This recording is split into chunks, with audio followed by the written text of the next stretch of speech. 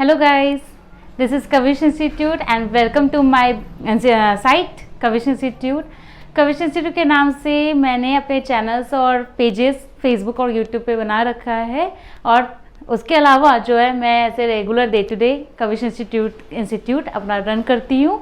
वो मेरा गुडरी रोड सीतामढ़ी में स्थित है। तो जो लोग मेरे से पढ़ते हैं उन लोगों को पता है कि कैसे तरीके का पढ़ाई होता है यहाँ पे।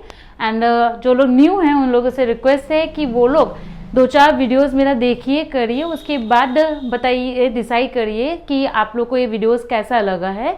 और अगर ये आपके लिए हेल्पफुल है तो please share it more and more, like it, subscribe it, ताकि मुझे भी ये मोटिवेशन मिले कि मैं और लोगों तक पहुंच सकूं, लोगों के कॉन्सेप्ट्स को क्लियर कर सकूं। Hey guys, this is Ankita Isharia. I am the owner of the Kavish Institute and I am the only teacher who teach in this institute class 3 to 10 and I am basically in the field of maths.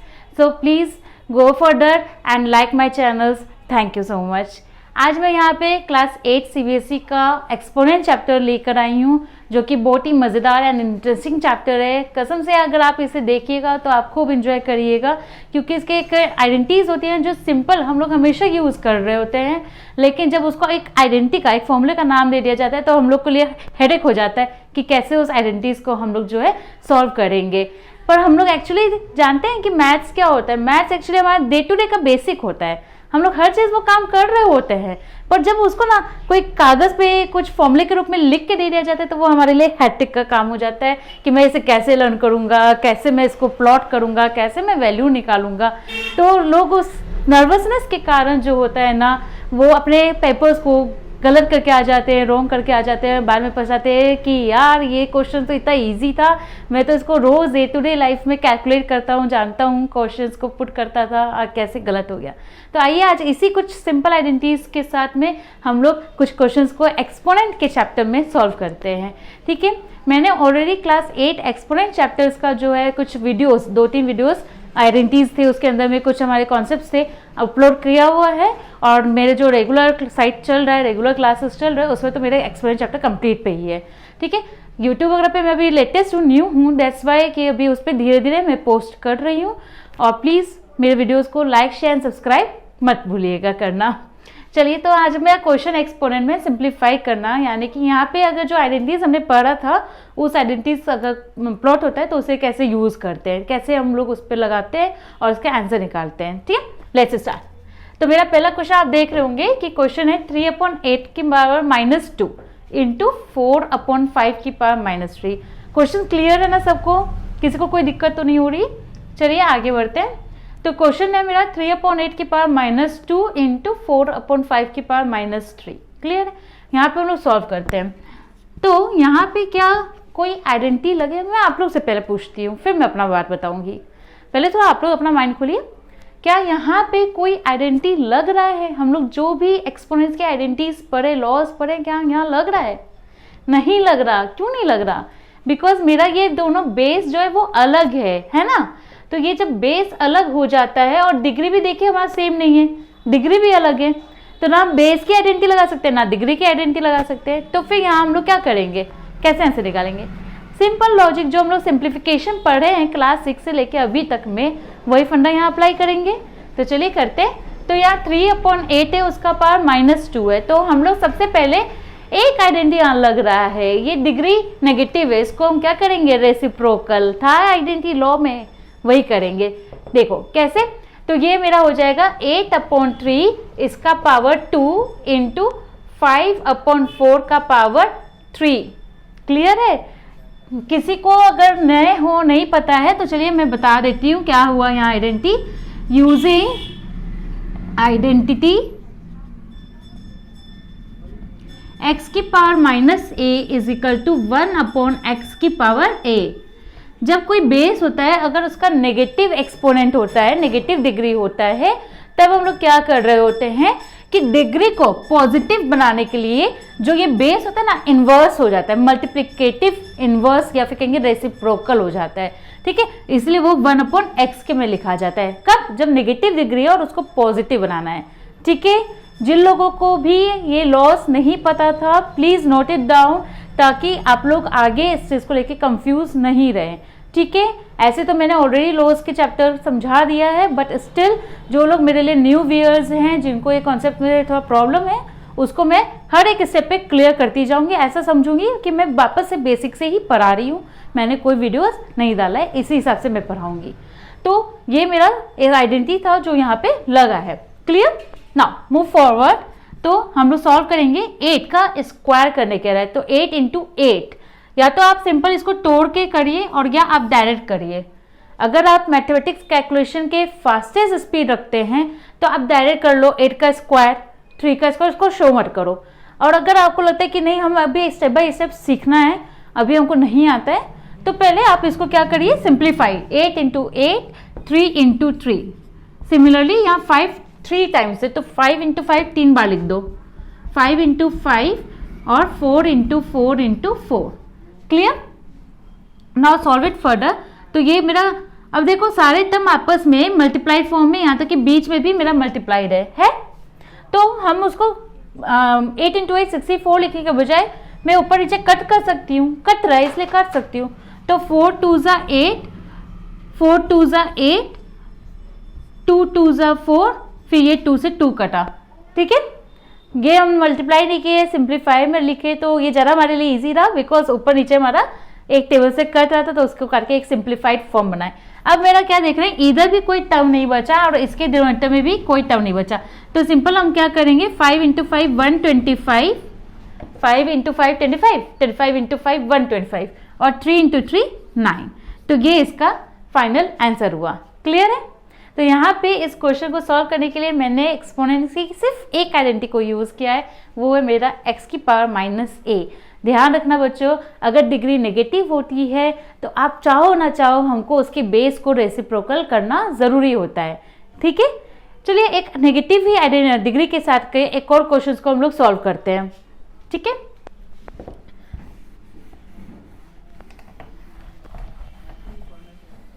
यहाँ पे एक मेरा second question है, -2/7 की power -4 into -7/5 की power 2।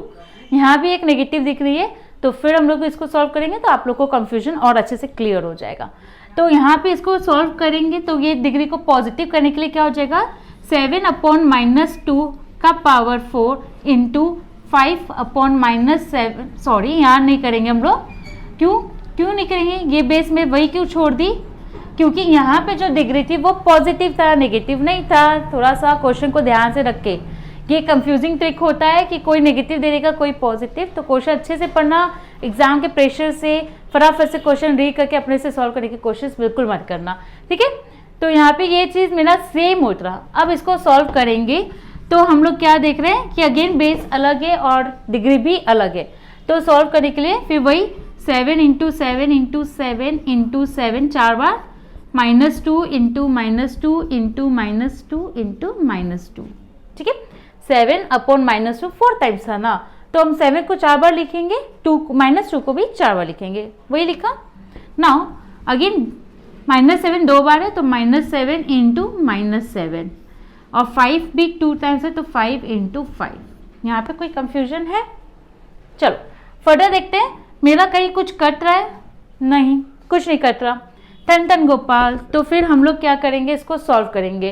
तो 7 को अगर हम कितना टाइम्स है, 6 टाइम्स हो गया, तो 6 टाइम्स सॉल्व करेंगे तो कितना हो जाएगा, 7 7 49, 7 7 49, 7 7 49। तो हमको 49 को करना है सॉल्व।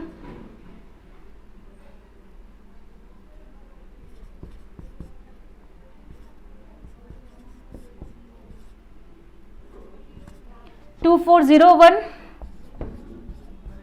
और यहाँ माइनस इंटू माइनस प्लस होता है, माइनस इंटू माइनस प्लस होता है। तो 2 2 ज़ा 4, 4 2 ज़ा 8, 8 2 ज़ा 16। तो ये माइनस, जब साइन माइनस के साथ होती है ना कोई भी नंबर, तो अगर वो इवन टर्म्स में है तो फिर वो क्या हो जाता है, प्लस में बदल जाता है, और अगर वो नेगेटिव टर्म में है तो वो माइनस में ही रहता है।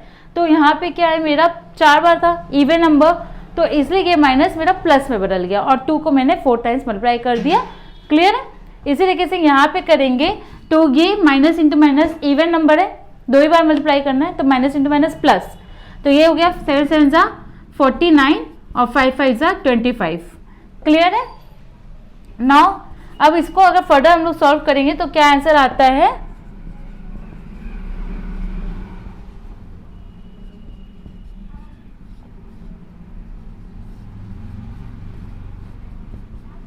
वन 117,649 अपॉन में 16 इंटू 25,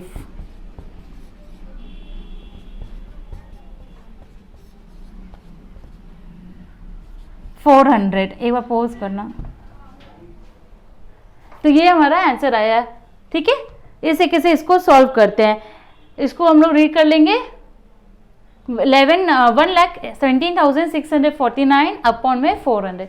आप लोग सोचोगे कि एक्सपोनेंट में भी क्या इतने बड़े बड़े आंसर निकल के आता है। तो भाई क्वेश्चन है, आजकल क्वेश्चन तो इतने बड़े बड़े होते हैं, तो सॉल्यूशन क्या क्या दे रहे हैं, सॉल्यूशन भी निकलेगा ही आपका बड़ा बड़ा, क्योंकि यहाँ तो कोई आइडेंटिटी सप्लाई ही नहीं हो पा रहा है। हमने इसको एक्सपेंड करके भी देखने की कोशिश की है कि कुछ ऊपर नीचे कट जाता है, जैसे हमारा फर्दर पहले वाले क्वेश्चन हुआ था, बट यहाँ पे तो मेरा वहाँ पे कुछ कट ही नहीं हुआ है, तो आपस में सारे टर्म्स मल्टीप्लाइड होंगे, इसीलिए मल्टीप्लाई करके जो आंसर आता है वो मेरा आता है 1,17,649 अपॉन 400। तो ये मेरा क्वेश्चन था सॉल्व करने का जब मेरी डिग्री नेगेटिव रहती है, ठीक है। अब कुछ क्वेश्चंस को देखते हैं, कोई फर्दर डिग्री अप्लाई हो उसके अंदर में। आई होप क्लियर होगा।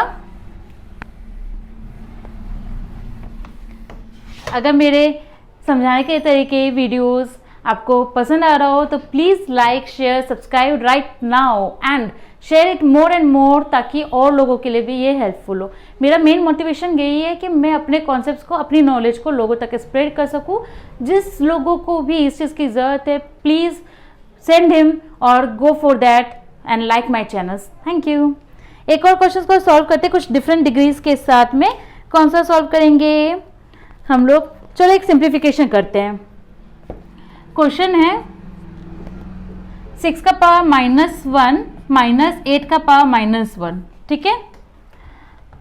और हमको ये करना है एडिशन, दूसरे 2 की पावर -1 माइनस 3 का पावर -1 और इसकी डिग्री है -1, इसमें भी डिग्री है -1।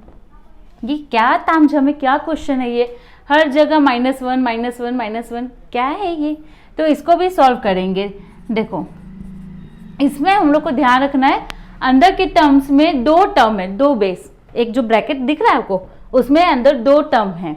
तो हम लोग कभी भी ब्रैकेट सॉल्व किए बिना उसके बाहर की चीज़ों को सॉल्व नहीं करते हैं, बॉडमास रूल पता ही होगा। तो इसीलिए हम लोग यहाँ पे उस ब्रैकेट के अंदर के टर्म्स को पहले सॉल्व करेंगे, दोनों ब्रैकेट को, तभी आगे कुछ फर्दर डिग्रीज अगर अप्लाई हो सकता है।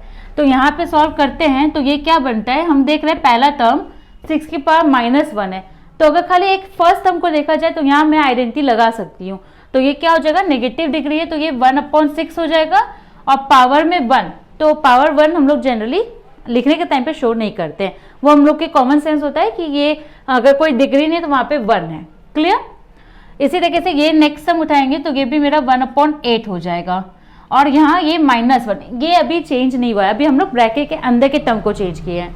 सिमिलरली इस पे आएंगे तो यहाँ पे भी ये क्या हो जाएगा, 1/2 माइनस 1/3 और ये -1, और वही आइडेंटिटी सेम सिंस a की पावर -1 इजिकल टू 1/a।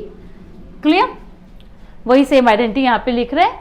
अब इसको सॉल्व करेंगे तो पहले हम एलसीएम लेंगे, 6 8 जा 48, तो यहाँ हो जाएगा 8 - 6 का पावर -1। एलसीएम ब्रैकेट को सॉल्व करते हैं, अंदर 2 टर्म है, बीच में एडिशन सब्ट्रैक्शन होता है, तो हम लोग क्या करते हैं कि टर्म्स को, डिनोमिनेटर को सेम इक्वल करने के लिए एलसीएम लेते हैं और उस हिसाब से सॉल्व करते हैं, वही यहाँ कर लेंगे। तो 2 3 जा 6, तो यहाँ आ गया 3 - 2 का पावर -1, तो ये मेरा आ जाएगा 2/48 का पावर -1 प्लस ये आ जाएगा 1/6 का पावर -1। कोई दिक्कत, 8 में 6 जाएगा तो 2 ही ना बचेगा, क्या यार दिमाग लगा रहे हो। 8 का पावर 8 में 6 गया तो 2/48 -1, 3 में 2 जाएगा तो 1 बचेगा, अपॉन में 6 -1। नाउ अब हम लोग क्या देख रहे हैं कि इसमें अंदर का टर्म कट रहा है, 2 1 जा 2 और ये आया 24। ठीक है, तो कट है तो काटेंगे, यहाँ तो ऊपर ऑलरेडी 1 है, ऑलरेडी सिंपलेस्ट से सिंपलेस्ट फॉर्म, तो वो तो फर्दर कट नहीं हो सकता। तो चलिए हम लोग अब आगे देखते हैं क्या करेंगे। तो मैं आगे देख रही हूँ कि हाँ मेरा क्या बच गया, 1/24 का पावर -1 प्लस 1/6 का पावर -1। तो अगर हम इसको फर्दर देखेंगे तो मेरा क्या निकल के आता है कि यहाँ अगर नेगेटिव डिग्री है तो वही आइडेंटिटी अप्लाई करेंगे रेसिप्रोकल, तो ये हो जाएगा 24 और प्लस ये भी मेरा 1/6 का रेसिप्रोकल क्या हो जाएगा 6। ठीक है, यहाँ पे अगेन हमको डिग्री 1 दिखाने की जरूरत नहीं है, ये कॉमन सेंस की बात है। अब तो थोड़ा सा आप लोग माइंड फ्रेश कर लो और फटाफट आंसर करने की कोशिश करो। 24 + 6 मेरा क्या आ गया 30। तो ये वाले क्वेश्चंस का हमारा फाइनल आंसर 30 निकल के आता है। ठीक है, ये पूरे क्वेश्चंस में मैंने एक बोडमास रूल अप्लाई किया है और 2 जगह पे मैंने एक्सपोनेंट्स की आइडेंटिटी यूज की है, लॉग यूज किया है। a - 1 = 1/a, जहाँ नेगेटिव डिग्री है वहां पे उसको चेंज करके पॉजिटिव किए और बेस को रेसिप्रोकल किए। एक मैंने यहाँ पे इस टर्म को चेंज किया पहले स्टेप में, वहां आइडेंटिटी यूज की। सेकेंड मैंने यहाँ पे, ठीक है, ये जब आया ना 1/24 का पावर -1, तो वहां पे भी मैंने सेम आइडेंटिटी को अप्लाई करके वैल्यूज निकाला है। क्लियर है? आई होप नाउ डिग्री वाला कॉन्सेप्ट क्लियर हो गया होगा। चलिए कुछ फर्दर सॉल्व करते हैं, थोड़ा सा और कंफ्यूजन को क्लियर करने के लिए।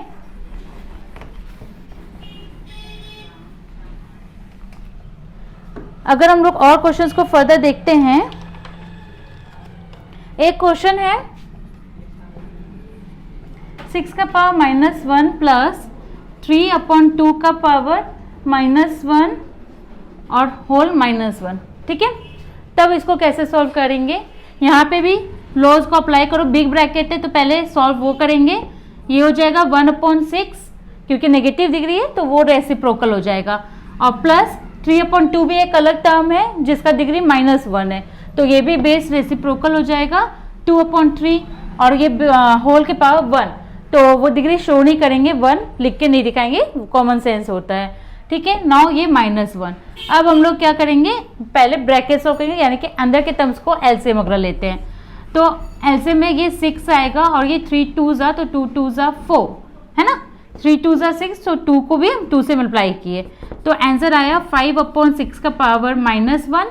तो ये क्या हो जाएगा नेगेटिव डिग्री, तो ये मेरा हो जाएगा 6/5 का पावर 1। सॉरी, हमको ये दिखाना नहीं होता है, तो ये मेरा आ जाएगा 6/5। ठीक है, मैं यहाँ आइडेंटिटी नहीं लिखी हूँ, आपको शो करना है। a की डिग्री -1 है तो वो 1/a हो जाता है। सिमिलरली इधर a का डिग्री -1 है तो वो 1/a हो जाता है। क्लियर है? तो इस क्वेश्चन का भी आंसर मेरा क्या निकल के आ गया 6/5। क्लियर है? चलिए एक और क्वेश्चन देखते हैं।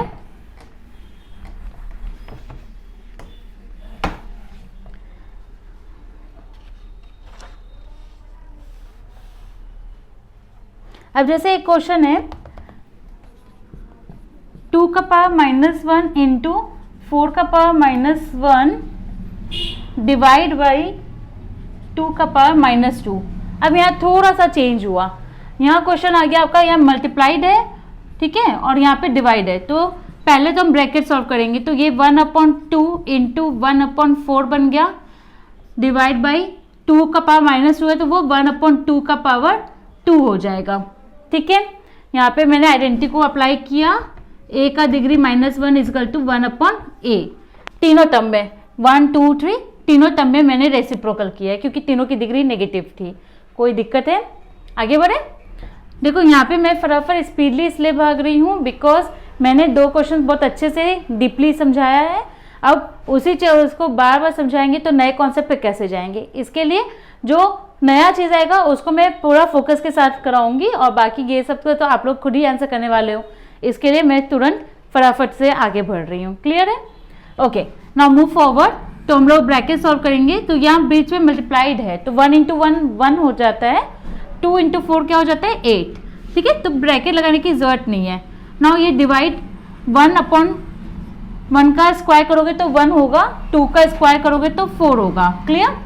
अब हम लोग क्या करेंगे, डिवाइड को अगर मल्टीप्लाई में चेंज करते हैं तो नंबर रेसिप्रोकल होता है, ये भी जानते हैं कि अगर डिवीजन जब मल्टीप्लिकेशन में बदलता है तो नेक्स्ट टर्म रेसिप्रोकल हो जाता है। तो ये 1/4 है तो 4/1 हुआ, कट करेंगे तो 2, तो यहाँ आंसर आया 1/2। क्लियर है? ये मेरा पूरा एक कॉन्सेप्ट था जिसको समझाई हूँ। आई थिंक यहाँ पे भी आपको ये कॉन्सेप्ट क्लियर होगा कि बीच में आपका माइनस प्लस हो या मल्टीप्लाई डिवाइड हो हम लोग नेगेटिव डिग्रीज को कैसे चेंज करके कैसे उसकी वैल्यूज निकालते हैं वो क्लियर होगा। ठीक है, तो यहाँ पे बोडमास रूल जरूर ध्यान रखना, उसके साथ ही ये फंडा सॉल्व होता है। क्लियर है? चलिए एक और क्वेश्चन को करते हैं।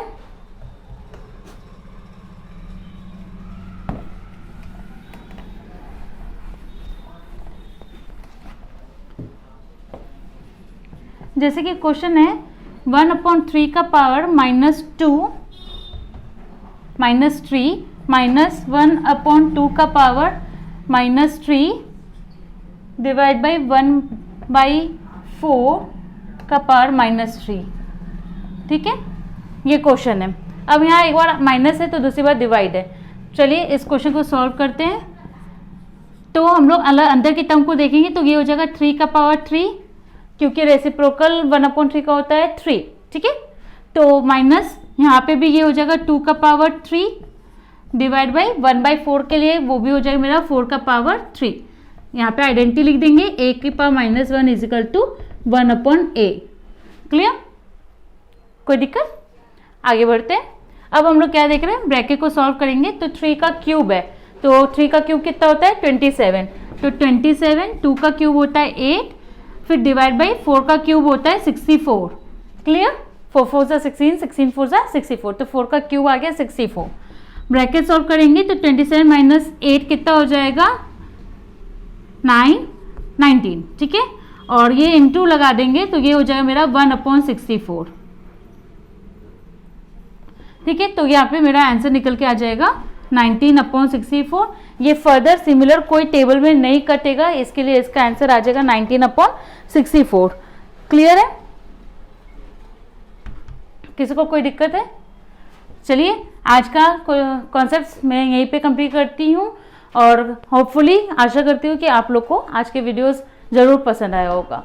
मैं अपने नेक्स्ट वीडियोस में मिलूंगी आपको स्टेटमेंट प्रॉब्लम्स का एक्सपोनेंट्स टॉपिक लेके, जो सॉल्व करके बताएगा कि कैसे स्टेटमेंट प्रॉब्लम्स को सॉल्व किया जाता है, वहाँ पे कैसे आइडेंटिटीज को अप्लाई किया जाता है। जैसे एक छोटा सा हिंट देती हूँ, तो जैसे by what number should 5 power be multiply so that we obtain 3 की पावर 2।